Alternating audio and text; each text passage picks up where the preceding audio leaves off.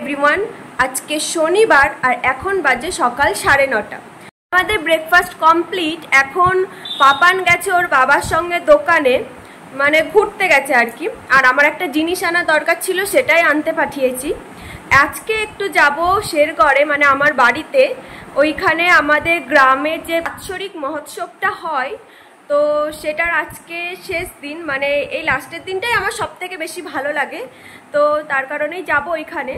তো বাড়িতে আগে গিয়েই তারপরে মাকে আর পাপানকে নিয়ে চলে গেছিলাম মন্দিরে, আর মন্দিরে গিয়েই কিন্তু আমাদের কপালে তিলক দিয়ে দিয়েছি।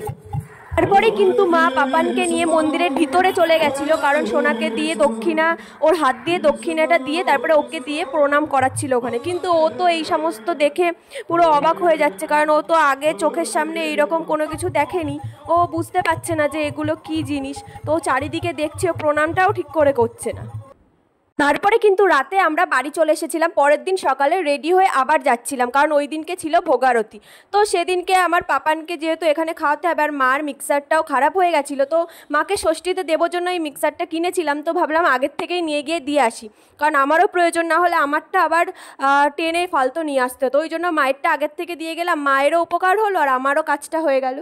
তারপরে পাপানের দুপুরের খাবারটা খাইয়ে আবার কিন্তু আমি, মা আর পাপান তিনজনে মিলে মন্দিরে যাচ্ছিলাম, কারণ তত সময় ভোগারতি শুরু হয়ে গেছে। আর বাবা এদিকে বলছে যা যা কখন যাবি, ওইদিকে শেষ হয়ে গেল।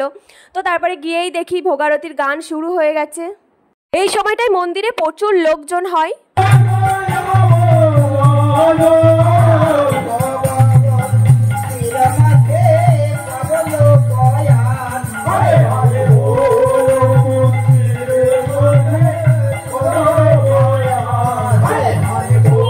প্রতিবার আমি আগের থেকে না আসতে পারলেও এই ভোগের দিনটাতে আমি অবশ্যই আসি, কারণ সেই দিন আমার সমস্ত বান্ধবীদের সঙ্গে দেখা হয়। আর বিশেষ করে এই ভোগের গানটা আমার খুব ভালো লাগে শুনতে, তো এটা আমি মিস করতে চাই না, আমি ঠিক চলে আসি।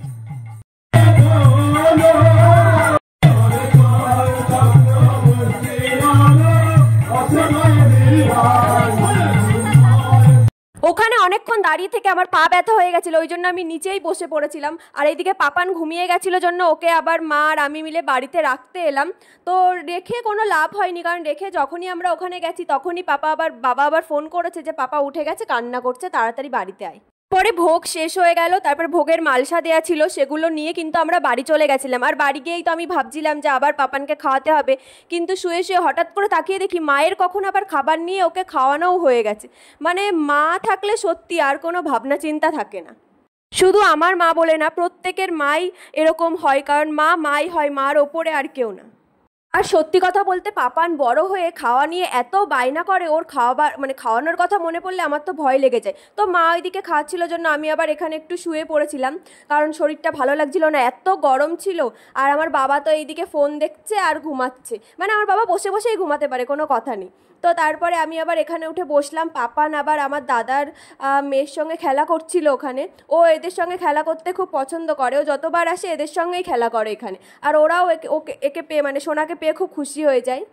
তারপরে যেহেতু আমরা রাতে চলে আসবো খেয়ে, ওই জন্য মা তাড়াতাড়ি করে কিন্তু সন্ধ্যার পরপরই রান্না বসিয়ে দিয়েছিল, রুটি আর চিকেন করেছিল। তো তারপরে সোনা দেখো এইদিকে বাবার সঙ্গে খেলা করছে, আবার এইদিকে টিভিও দেখছে, আর বাবাকে বারবার বলছে ওর ওই কোকোমেলন চালিয়ে দিতে, মানে কাক্কা দাতা। কিন্তু সেই টিভি, মানে আমাদের বাড়িতে তো ওয়াইফাই নেই, তো সেটা তো হবে না। তো তারপরে ওইখানে বসে আছে বাবার কোলে।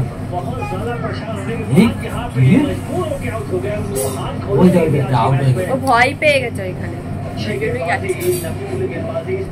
তারপরে অনেকটাই রাত হয়ে গেছিলো, 11টা বেজে গেছিলো, ওই জন্য বাড়িতে ফিরবো জন্য আমি আবার রেডি হতে চলে গেলাম।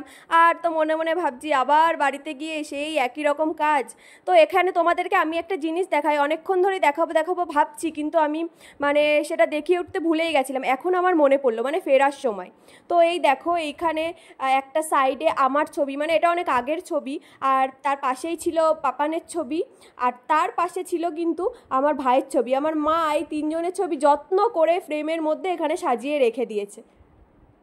তারপরে আমি রেডি হয়ে জামা কাপড়গুলো গুছিয়ে নিচ্ছিলাম। আর যেহেতু রাতের বেলা ফিরবো ওই জন্য কোনো রকম জামাটা পরেই চলে এসেছি। আর ওইদিকে তো আমার মায়ের মন খুব খারাপ, সোনা চলে আসছে। আর বাবা কলা এনেছিল, ওটা খেতে ভুলে গেছে জন্য মা আবার দেখতে পাচ্ছ ব্যাগের মধ্যে দিয়ে দিয়েছে। তো যাই হোক, ভিডিওটা এখানেই শেষ করছি। ভিডিওটা তোমাদের কেমন লাগলো অবশ্যই জানিও, আর ভালো লাগলে কিন্তু লাইক কমেন্ট শেয়ার করতে ভুলো না। দেখা হচ্ছে পরের একটি ভিডিওতে। তত সময় তোমরা ভালো থেকো, সুস্থ থেকো, সাবধানে থেকো। টাটা।